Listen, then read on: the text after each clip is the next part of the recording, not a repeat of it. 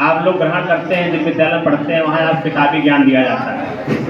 जैसा सर ने कहा कि किताबों में जो सूचना है वह सूचना आपको अपने मस्तिष्क में धारण कर लेते हैं जब, उसको कहते हैं शिक्षा हो गई। और विद्या किसे कहते हैं? विद्या बड़ी अपने आप में बहुत ही व्यापक चीज़ है।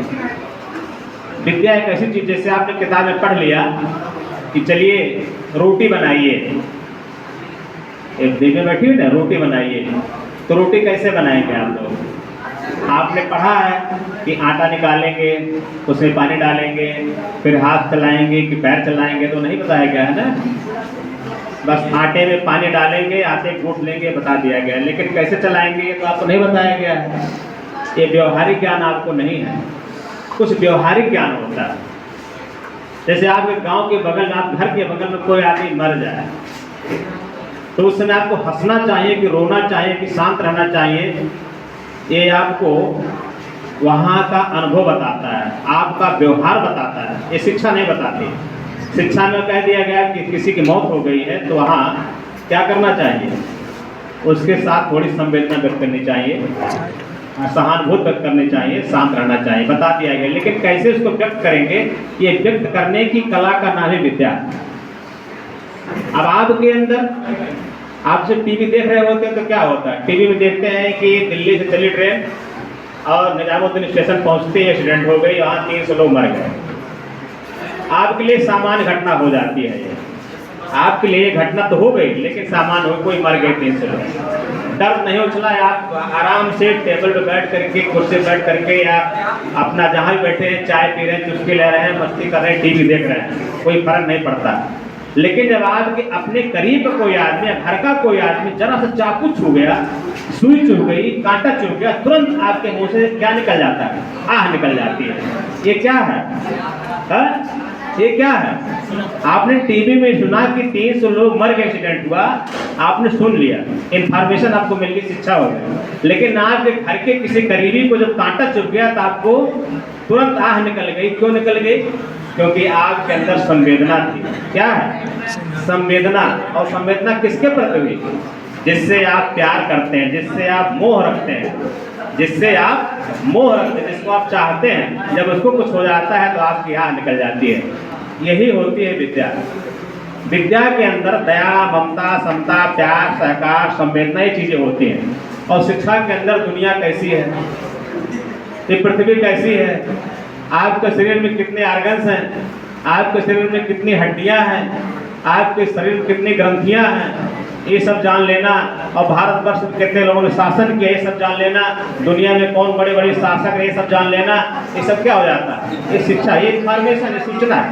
लेकिन उस इन्फॉर्मेशन के साथ जब आपको पता चलता है कि कौन सी घटना आपको ज़्यादा जो है चुभने लगी, और कौन सी घटना सुन करके, कौन सी सूचना जान करके आपका हृदय कांप उठा, वो होती है संवेदना। संवेदना कहीं बाजार में मिलती नहीं, संवेदना किसी किताब में पढ़ाई नहीं जाती है। संवेदना आपके हृदय में खुद ही एक स्फुरणा अंदर से निकलती है, और अंदर से स्फुरणा आज कम निकल रही है, संवेदना लोगों कम हो गई है, इसीलिए बगल में घटनाएं होती रहती है, हमको कोई असर नहीं पड़ता है। और जब संवेदना होती है तो दूर दराज में कोई घटना हो तभी हमारे ऊपर असर पड़ जाता है। आइए तो हो गई विद्या और शिक्षा। अभी आप शांति कुंज गए हुए थे, कितने लोग गए थे? वहाँ शिक्षा बता दीजिए। कुछ लोग बाद में भी आए हैं, है ना? शांति कुंज गए हुए थे। शांति कुंज में आपने एक चीज देखा, वहाँ गायत्री मंत्र, गायत्री मंत्र, गायत्री मंत्र बार बार, अभी यहाँ भी गायत्री मंत्र बार बार बोला जा रहा है। गायत्री मंत्र क्या है?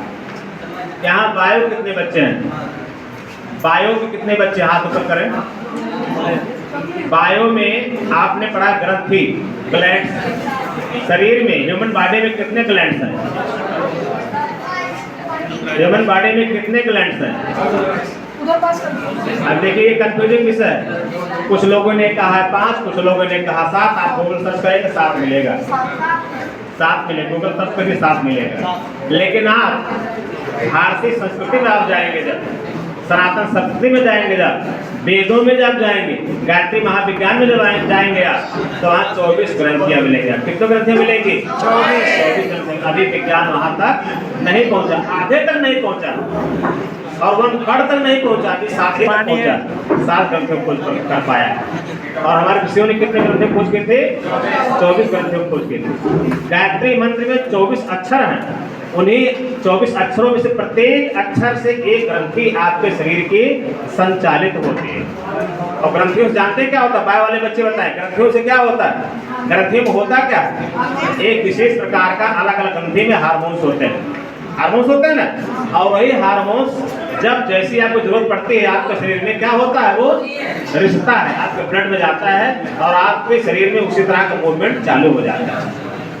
समझ रहे हैं ना बात को? समझ रहे हैं? जैसे मान लीजिए आप घर में शादी होती है, आप घर में कोई फंक्शन होता है, तो आप नहाए हैं कि नहीं नहाए हैं, ब्रश किए नहीं किए हैं, चाय पिए नहीं पिए, खाना खाए नहीं खाए हैं, आप दिन भर चलते रहते हैं, लगातार चलते रहते हैं, काम करते रहते हैं, लेकिन थकान नहीं लगती है। थकान नहीं आती है ना, भूख प्यास नहीं लगती है ना। क्यों नहीं लगती है?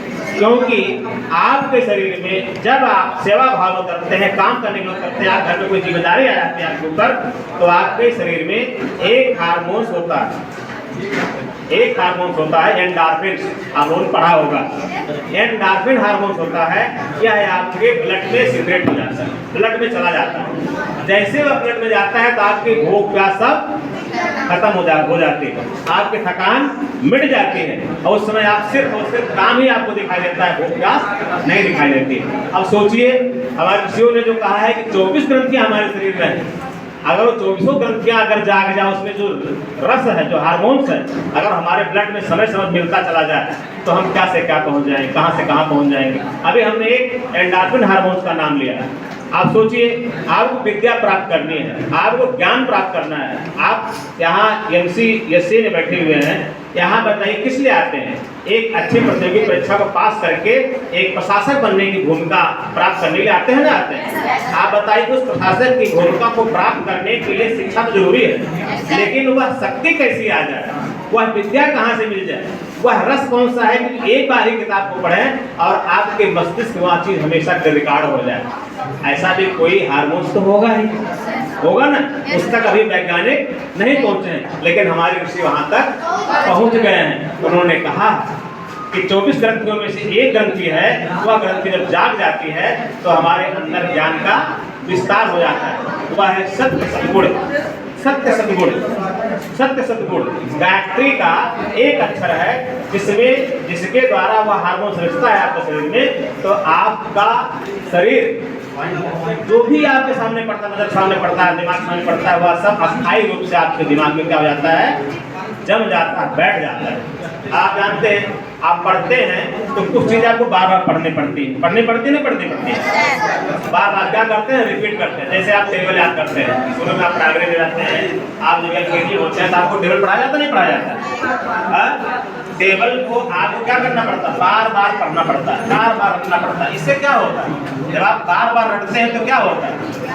रिपीट करते हैं तो रिमेम्बर हो जाता है, याद हो जाता है। लेकिन कुछ समय के बाद वो क्या हो जाता है? हो जाता है। इसलिए फिर कहा जाता है कि सप्ताह में एक बार तो पढ़ ही लीजिए, उसको एक बार रिपीट कर लीजिए। बार बार जब करेंगे तो क्या होता है? रिटेंशन बन जाता है, उसके प्रति आकर्षण की भाव हो जाते हैं कि वह चीज अपने आप से अंदर आने लगती है कि हाँ, हमारे अंदर कोई ऐसी बात है। लेकिन उसके बाद भी फिर आप लगातार उसको पढ़े रहते हैं, तब क्या होता है? तब एक और घटना घटती है, उसको कहते हैं रिकॉग्निशन बन जाता है। मतलब मान्यता मिल जाती है आपके शरीर को, मस्तिष्क को, यही चीज सही है। आप उदाहरण के तौर पर बताऊँ आपको, आप यहाँ से बाहर निकलिए, आपको कोई आपका मित्र कह दे कि अरे भाई आपका कंधा टेढ़ा क्यों है? आपने कहा नहीं, ऐसी कोई बात तो नहीं है, लेकिन आगे बढ़िए कुछ कदम, एक दूसरा मित्र मिल जाए, वो भी करे आप कंधा टेढ़ा है, आपको लगे ये कौन सी बात बोल रहे हैं। फिर आगे बढ़िए, कोई और आदमी कहते हैं आप कंधा टेढ़ा है। 19 बार निकल जाइए मना करते करते, लेकिन 20वें ने अगर कह दे इस बात को, अंदाज लीजिएगा, तो फिर क्या होगा? आपको निश्चित रूप से मस्तिष्क रिकॉग्निशन बन जाएगा, मान्यता बन जाएगी मस्तिष्क को, आपके कानों को जो सुनाई पड़ रहा है उससे विश्वास बढ़ जाएगा कि ये चीज सही है। फिर आपका मस्तिष्क उसको स्वीकार कर लेगा, यानी मान्यता बढ़ जाएगी। इसीलिए कहा जाता है बार बार अभ्यास करें, बार बार पढ़िए। आप एक बार आज पढ़े हैं, 24 घंटे में उसको रिपीट करिए। एक हफ्ते बाद उसको फिर रिपीट कर लीजिए और महीने 30वें दिन आप फिर उसको पढ़ लीजिए और साल में एक बार पन्ने उलट लीजिए। तो आपके वह कंटेंट, वह थीसिस, वह विद्या, वह ज्ञान, वह इन्फॉर्मेशन अस्थायी रूप से आपके मस्तिष्क में क्या हो जाता है, सेट हो जाता है। इसीलिए बार बार रिपीट की बात आती है। ज़्यादा बात मैं नहीं बता पाऊंगा, समय अभाव है, और विषय कभी मिलेगा बताएंगे। बस मैं इतना ही कहूँगा कि अपने अभ्यास को, जो भी आप पढ़ते लिखते हैं, उस पर रिटेंशन बनाइए, रिकॉग्निशन बनाइए, ऐसी व्यवस्था अपने जीवन बनाइए, टाइम मैनेजमेंट करिए। बहुत बहुत धन्यवाद, बहुत बहुत धन्यवाद।